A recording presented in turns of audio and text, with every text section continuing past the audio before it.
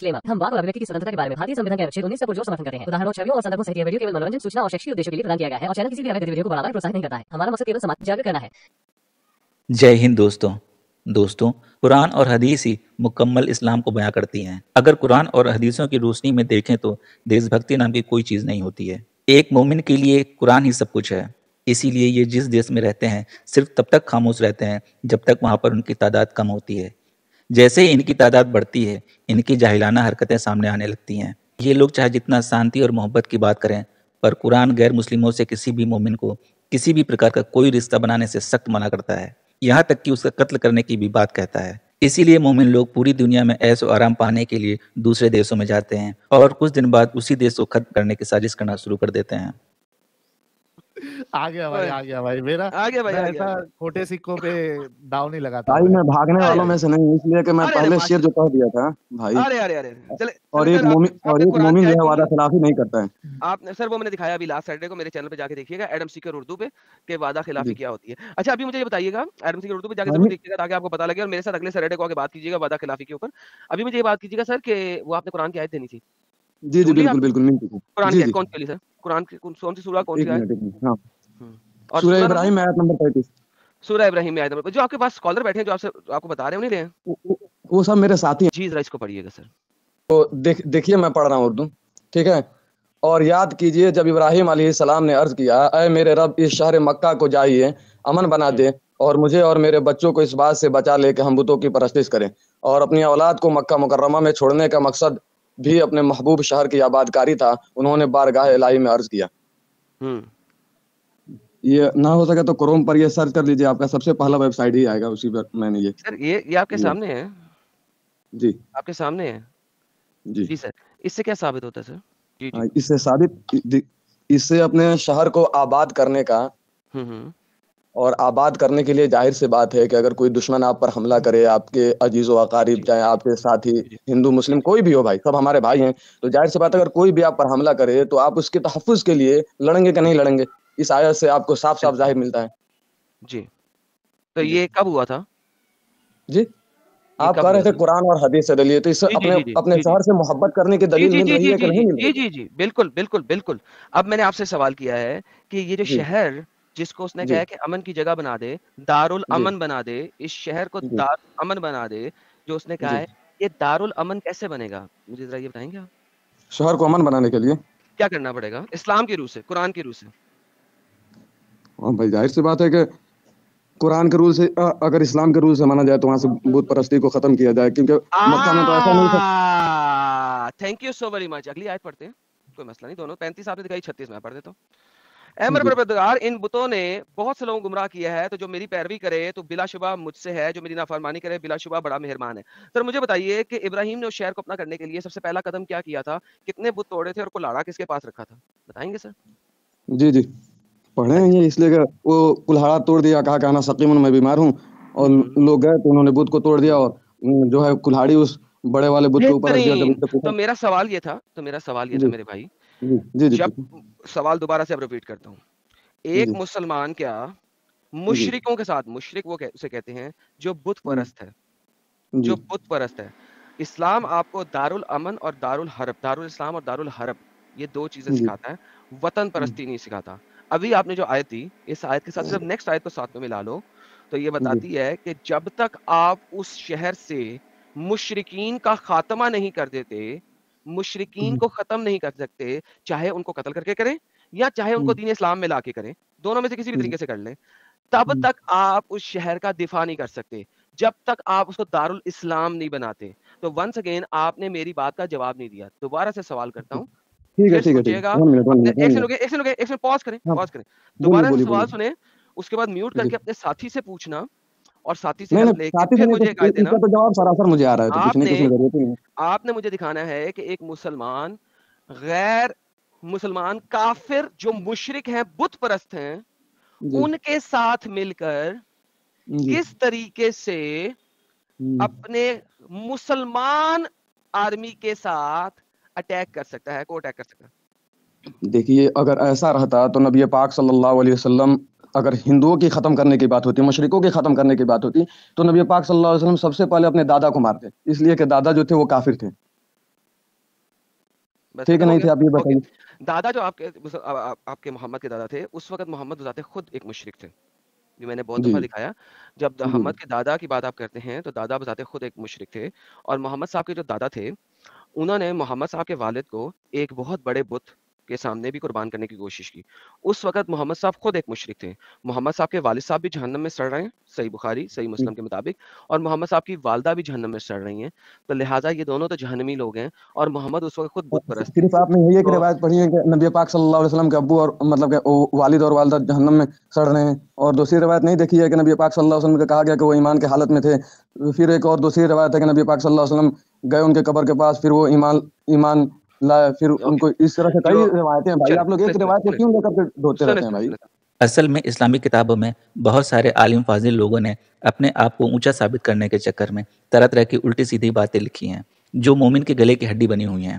सुने, कुतुबुस सित्ता में जो आप रवायात दे रहे हैं, वो जी, कुतुबुस सित्ता में नहीं है, वो बाद की कुछ रवायात हैं, नंबर 1। नंबर 2, वो हमारा आज का टॉपिक नहीं है, लिहाज़ा वहाँ पे जाएँ जी, नहीं तो हाँ, बेहतर जाहिर सी होगा। बात है। अभी हम बात कर रहे हैं अभी हम हम नहीं बात जा कर रहे हैं रहे हैं भाई, आप ही जा रहे हैं। नहीं क्योंकि आप लेके आए दादा, मैं नहीं लेके आया। अभी हम बात कर रहे हैं कि हम कहाँ से एक लाए हैं भाई? मुसलमान आप पूछे दादा वतन को से आप लाए या मोहब्बत मैं की लाया दलील हूँ? मैंने। दादा को आप लाए या मैं लाया हूँ? आप सबसे पहले क्या कहे हैं कि मतलब वहां से काफिरों को खत्म करना है, तब वो अमन और सलामती का वो होगा। तो मैंने जी। बताया कि अगर अमन और सलामती पैदा करना क्या रहता। मोहम्मद ने मक्का में से क्या मोहम्मद ने जी, मक्का में से और मोहम्मद के अल्लाह ने मक्का में से हर मुशरिक को निकालने का हुक्म दिया कि नहीं दिया? और दूसरी बात ये भी देखिए कि कितने मुशरिकीन सर आए सवाल नबी किया पाक मैंने, सल्लल्लाहु सर अलैहि वसल्लम सवाल पर, और किया नबी मैंने, पाक सर सल्लल्लाहु एक सवाल मिनट एक किया मैंने मिनट पहले, हल क्या ये हुक्म दिया गया कि नहीं दिया गया? अब हमारी बात सुनिए। हुक्म तो दिया गया, लेकिन देखिए नबी पाक सल्लल्लाहु अलैहि वसल्लम के पास कितने मुशरिकीन आए कि आप सल्लल्लाहु अलैहि वसल्लम ने डायरेक्ट आया और मार दिया, आया मार दिया। ऐसे किया नबी पाक सल्लल्लाहु अलैहि वसल्लम ने? बिल्कुल नहीं किया। एक एक जहां तक कि एक देहाती आया बद्दू किस्म का, उसने मस्जिद में पेशाब सर कर दिया, देखें, लेकिन नबी हेलो पाक हेलो सल्लल्लाहु अलैहि वसल्लम ने कुछ हेलो नहीं कहा। इस तरह से हेलो अगर रिवायतें देखो तो हजारों हेलो आपके सामने भाई मौजूद है, हेलो अगर हेलो समझे भाई, तो हेलो सही। भाई, इसका कोई ताल्लुक नहीं है मुशरिक के नहीं साथ। इसका सुन ले पहले मेरी कैसे नहीं बात, ताल्लुक है भाई? सुन ले मेरी कैसे नहीं बात। ताल्लुक है? ओके, मुझे बताइए, बदर हम्म, में जो लोग हजूर पे जिन्होंने हमला किया और वो लोग मुशरिकीन मक्का के साथ मुसलमान बदर में मोहम्मद और उसके साथियों पे हमला करने आए। अब वंस अगेन ये सेम एग्जांपल, चूंकि आप मोहम्मद के ज़माने तक जा रहे हैं, तो मैं सेम एग्जांपल मोहम्मद के ज़माने तक लेके जा रहा हूँ आपकी वजह से, वरना मैं वहाँ पे नहीं जा रहा था। आप चूंकि मोहम्मद को लेके आए हैं, तो मैं मोहम्मद के ज़माने की एग्जांपल आपके सामने आप कोट कर रहा हूँ।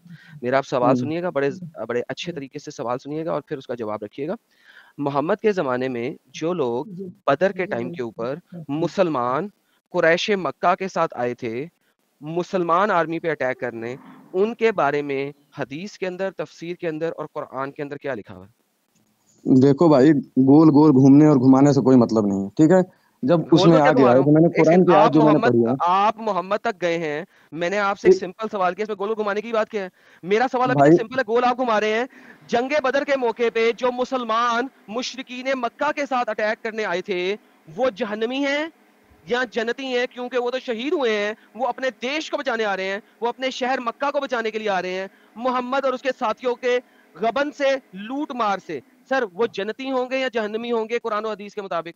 प्लीज बता दें, फिर हम आगे चलते हैं। देखिए जनाब के जब आप पर कोई हमला करेगा तो आप उसको मारिएगा कि नहीं मारिएगा, ये बताइए। बेहतरीन, आगे चलते हैं। ये देखिए आपके पास स्क्रीन पे आता है, मोहम्मद ने 4 अटैक्स किए भाई थे खाली तुम ही बुकराती मक्का। करोगे कि हमें भी बुकराती करने का मौका दोगे भाई? बुकराती क्या होती है? भाई वही होती है फेकम फेक रावी जिसको बोलते ओके, हैं हम लोग। हम फेकम फेक आपने करनी है, फेकम फेक नहीं ना हम करते, हम कुरान हदीस तो तफसीर भाई के ऊपर सुनो ना चलते हैं, भाई फेकम फेक भाई नहीं भाई करते। कहाँ से कहाँ बात लेकर चले गए? मैंने वो भाई कुरान की आयत पढ़ी है। मोहम्मद तक आप गए एक थे, मिनट एक मिनट। मोहम्मद तक आप गए भाई थे, मैं अब मैंने आपको कितनी मोहम्मद बेसब्री दिखा के रहा हूँ। साथ आपकी बात ये सुनी, आप कुरान की सुनने के आयत लिए है, तैयार ही नहीं है भाई। कुरान की आप आयत सुनने चैप्टर के लिए नंबर तैयार ही 4 नहीं है। की। सर चैप्टर नंबर 4 की आयत नंबर 97 क्या कहती है? सर बता दें आप। अरे वो सब छोड़ो ना, ये 4 की देखो कि जो 97 क्या कहती है सर? मैं पढ़ूंगा उसको आगे। एक मिनट सुनो पढ़े बात सर। भाई, कि जो मैंने वो कुरान की आयत पढ़ी थी ना, उसमें लिखा हुआ था कि वो अपने वतन से मोहब्बत करो तो अमन सलामती पैदा। तो आपने बताया कि अमन सलामती कैसे पैदा होगा? तो मैंने बताया कि मुशरिकों को मार के और फिर वहां पे मतलब कि भाईचारगी, मोहब्बत, उखुवत, ये सब जो भी है वो करना पड़ेगा। तो आपने फरमाया कि नहीं करना पड़ेगा, सबसे पहले मैंने तो ये नहीं कहा। मुशरिकों का एक खत्म सेकंड करना एक पड़ेगा। सेकंड एक सेकंड एक सेकंड एक सेकंड एक सेकंड, मैंने ये नहीं जी, फरमाया। आप देखें, आप बिला वजह डिफरेंट टॉपिक पे जा रहे हैं। मेरा सवाल सिंपल है, अगर एक मुसलमान मुशरिकीन आर्मी में शामिल है और मुसलमान आर्मी पे हमला कर रहा है, क्या ये जायज है? That's a simple question. आप उसके लिए मुझे बिल्कुल रहना बिल्कुल सहना जायज बिल्कुल है। जायज है। ओके, अभी आप इब्राहिम तक गए थे और मोहम्मद से आप भागे हैं बदर की आर्मी से, चलें भाग जाएं आप, हम इब्राहिम ही दिखाते हैं आपको इब्राहिम क्या कहता है। तुम्हारे लिए बहुत अच्छा नमूना है इब्राहिम और इनके साथियों में के तर्ज अमल में। किस पे? इब्राहिम और उसके साथियों के तर्ज अमल में। जब उन्होंने अपनी कौम से बरमिला कहा, यानी कि एग्जैक्टली कह दिया, हेलो हम तो बरी हैं तुमसे और इनसे जिनको तुम पूजते हो अल्लाह के सिवा, हम तुमसे मुनकिर हुए और अब हमारे और तुम्हारे दरमियान अदुवत और बुग़्ज़ का सिलसिला शुरू है, नफरत का और हेट्रेड का सिलसिला शुरू हो चुका है हमेशा के लिए, यहां तक कि तुम ईमान ले आओ अल्लाह पर तौहीद के सिवाय। इब्राहिम के अपने बाप से भी ये कहने के लिए आपके जरूर इस्तफार करूंगा और आपके बारे में अल्लाह क्या कुछ भी इख्तियार नहीं रखता। परवरदिगार हम तुझको तवक्कल करते, तेरी तरफ रजू करते हैं। मुझे बताओ, एक मुसलमान, इब्राहिम पे तुम गए हो, मैं नहीं गया। इब्राहिम ने जब उस शहर को महफूज किया था, अब वो दारुल अमन को महफूज कर रहा है, मुशरिकों के साथ मिलकर महफूज नहीं कर रहा। उसने तो अपने बाप को भी दफा दूर कर दिया। तुम मुझसे क्या बात कर रहे हो भाई? कोई भी मोमिन चाहे जितना जलेबी बनाने की कोशिश करे, इस्लाम में भरी मुनाफिकत और गलीजपन को कभी नहीं छुपा सकता है। तुम्हारा ख्याल है मुझे कुरान नहीं पता, मुझे तुम्हारी तफसीरें नहीं पता, मुझे तुम्हारा अरे शरिया भाई नहीं पता। मैं एक्स मुस्लिम हूं, तुमने जितने साल पढ़ा उससे ज्यादा मैंने पढ़ा। सो मेरे साथ जलेबी मालूम है नहीं भाई, मैं चलेगी, तेरी मुझे तेरी रेफरेंस भी दो, स्क्रीन देखता हूँ भाई, मुझे मैं तेरी भी स्क्रीन रेफरेंस देखता दो, हूँ भाई। तुम्हारे आप मुझे अपने बारे में रेफरेंस जानकारी दो। देने की कोई जरूरत नहीं है, मैं आपको बहुत पहले से देखता हूँ, गिव लगभग मी आज द से तकरीबन 2 रेफरेंस, सालों से मैं देख रहा हूँ आप लोगों को। Then give me the reference my friend कि भाई आप ऐसे दे रहे हो जैसे एक अल्लामा मुशरिक कश्मीरी और आर्मी अल्लामा में, सूती और अल्लामा महली बन गए हो। आप जैसे मैं उनसे बड़ा हूं, आप हम आप ऐसा करें कि मुझे बताइए कि किस जगह पे लिखा हुआ है कि आप मुशरिक आर्मी में शामिल होके मुसलमान आर्मी के खिलाफ लड़ाई कर सकते हैं। Please don't change the topic. जब अगर कोई आएगा लड़ने के लिए, चाहे वो मुसलमान ही क्यों ना हो, भाई हम जिस देश में रहते हैं, किधर लिखा हुआ है? हैं? रेफरेंस पूछ रहा हूं आपसे, क्योंकि आपने तो अपने देश में भी खाना जंगी करनी है। कुरान चैप्टर नंबर 9 की आयत नंबर 123, ए अहले ईमान जंग करो इन काफिरों से तुमसे करीब हैं। इसकी तफसीर में जाऊं, सारा चटाखटा खुल जाएगा अभी 2 मिनट में। तुम जिस कंट्री में रहते हो, तुम्हें कंट्री कंट्री याद आ रही है इस वक्त बहुत, तुम मेरी असल टॉपिक पे नहीं जा रहे, तुम्हें कंट्री कंट्री याद आ रही है, तो मेरी जान के टोटे, कंट्री के अंदर जहां पे तुम रहते हो, तुम्हें अपने करीब के दुश्मनों से, काफिरों से लड़ाई करनी है और वो तुम्हारे अंदर कुटिलता पाएं, सख्ती पाएं। ये तुम्हारा कुरान कहता है, चैप्टर नंबर 9 वर्स नंबर 123। इसकी तफसीर में जाऊं, आपको इसमें तफसीर में लिखा होगा, पता है क्या लिखा होगा? लेट मी समराइज द तफसीर जो लिखती है।